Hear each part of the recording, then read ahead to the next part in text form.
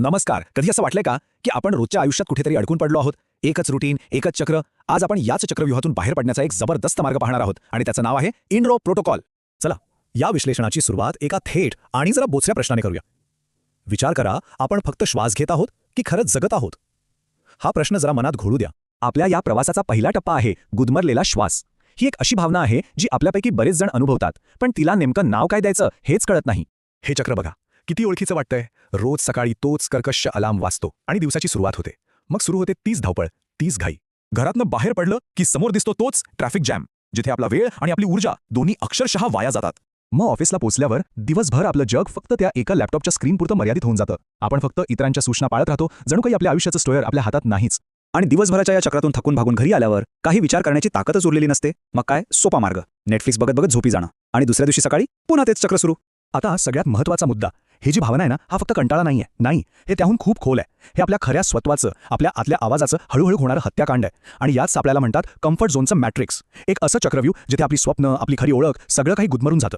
मग यातून बाहेर पडण्याचा मार्ग कुठे आहे? तुम्हाला आश्चर्य वाटेल, पण याचं उत्तर एका प्राचीन पौराणिक कथेत दडलेलं आहे.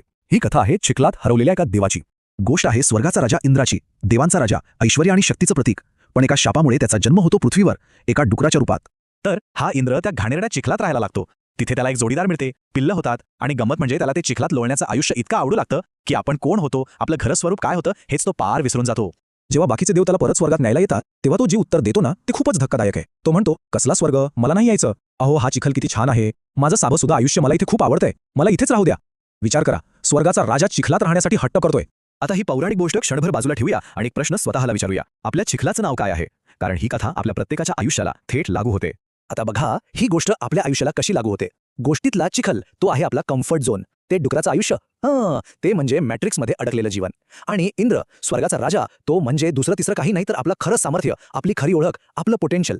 खरं तर या कथेचा सार वेदांताच्या एका महत्त्वाच्या सिद्धांतात दडलेलं आहे. अज्ञानमूला वेदांते सर्वानर्थस्य कारणम. याचा सोपा अर्थ काय, तर आपल्या सर्व दुःखांचं आणि बंधनांचं मूळ कारण आहे अज्ञान, म्हणजे स्वतःच्या खऱ्या ओळखीला विसरणं.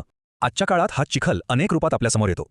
ती न आवडणारी पण सुरक्षित वाटणारी नोकरी, ते त्रासदायक नातेसंबंध जे आपण तोडू शकत नाही, किंवा अगदी रोजचा तोच तो आळस ज्याने आपल्याला जखडून ठेवला आहे. मूळ समस्या हीच आहे, आपल्या प्रत्येकात आभाळाला गवसणी घालण्याची ताकद आहे, पण आपण त्या चिखलाशी इतके एकरूप झालो आहोत की आपल्याला त्याचीच सवय झाली आहे आणि आता मोठी स्वप्न बघायलाच भीती वाटते.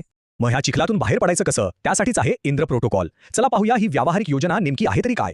हा एक साधा आपण खूप प्रभावी विधी आहे. पहिला टप्पा, ओळख. आज रात्री झोपण्यापूर्वी शांतपणे बसून एका कागदावर लिहा, माझ्या आयुष्यातला असा कोणता चिखल आहे ज्याची मला आता सवय झाली आहे.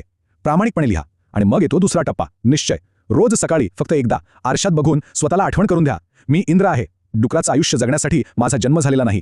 हे करण्यासाठी एक मानसिक बदल घडवणं खूप गरजेचं आहे. हे लक्षात ठेवायला हवं की कम्फर्ट झोन हा एका गोड विषासारखा आहे.